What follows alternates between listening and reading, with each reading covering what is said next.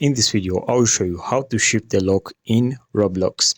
Okay, so to shift the lock in Roblox, this is a full guide to this.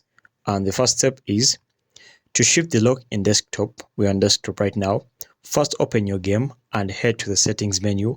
You can do this by pressing the escape key on your keyboard. Okay, so right now what they say is that first open your game and then head over to your settings menu. Okay, so at your settings menu over here, this is the settings icon.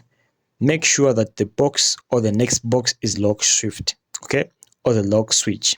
Okay, so if it says it has already been locked, then you can move the next step. If it is not been locked, then you have to turn it on. Okay, so this is what I mean. Make sure this one is on. If it's off, then turn it on.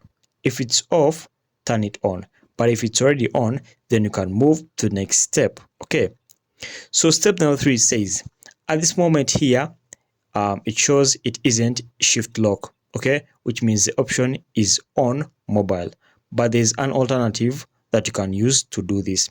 So what they mean is that the shift lock option is on the mobile version, but even those using the PC have an alternative method to do this.